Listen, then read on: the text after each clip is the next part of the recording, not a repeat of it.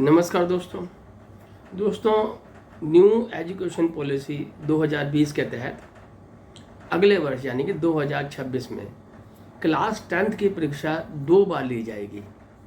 पहले चरण की जो परीक्षा होगी वो फरवरी और मार्च में ली जाएगी और जिसका रिजल्ट अप्रैल में आएगा।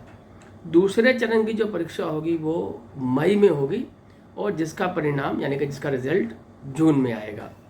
सबसे एक विशेष बात यह है कि जो पहले चरण की परीक्षा होगी वो सबके लिए कंपलसरी होगी यानी कि अनिवार्य है। दूसरे चरण की जो परीक्षा मई में होगी वो वैकल्पिक होगी यानी कि ऑप्शनल होगी। ये उनके लिए होगी जो बच्चे इम्प्रूवमेंट करना चाहते हैं या जिनके कंपार्टमेंट आई है या कोई स्पेशल नीड वाले बच्चे हैं, ये उनके लिए होगी। मान लीजिए कि एक स्टूडेंट ने पहले चरण की परीक्षा दी फरवरी में और दूसरे चरण की परीक्षा दे दी मई में। उसने दोनों परीक्षाएं दे दी। अब जो उसका रिजल्ट आएगा यानी कि जो रिजल्ट बेहतर होगा दोनों में, यानी कि दोनों में जिस चरण के यानी कि जिस मतलब फरवरी के कह लो या मई के कह लो, जिसके नंबर अच्छे होंगे वो उसके नंबर माने जाएंगे। और ये जो परीक्षा लेने का जो उद्देश्य है साल में 2 बार, इसका मुख्य उद्देश्य ये है कि जो एग्जामिनेशन होते हैं या परीक्षाएं होती हैं उसका तनाव बच्चों पर बहुत होता है।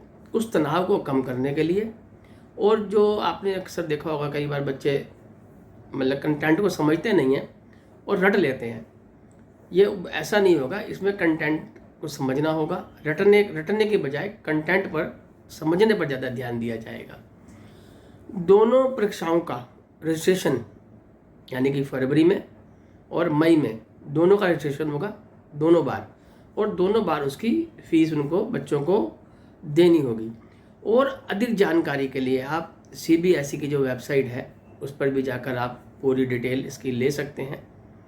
और वैसे CBSE स्कूल के प्रिंसिपल्स को, टीचर्स को इन्फॉर्म, आज की जो परीक्षाएं होंगी वो 2 बार होंगी। हाँ, इसमें एक बात विशेष और ध्यान देने वाली ये है कि जो प्रैक्टिकल होंगे या इंटरनल एग्ज़ाम होंगे जो दिसंबर जनवरी में हमेशा होते हैं वैसे ही होंगे, वो दोबारा नहीं होंगे, वो एक ही बार होंगे। जो बच्चे 10th में जाएंगे उनके लिए ये एक अच्छा सुनहरी अवसर होगा, क्योंकि साल में 2 परीक्षाएं देनी है और जिसका रिजल्ट बेटर होगा उसको अब वो मान लिया जाएगा। ये सरकार का एक अच्छा उद्देश्य है। इससे बच्चे पे थोड़ा तनाव भी कम रहेगा।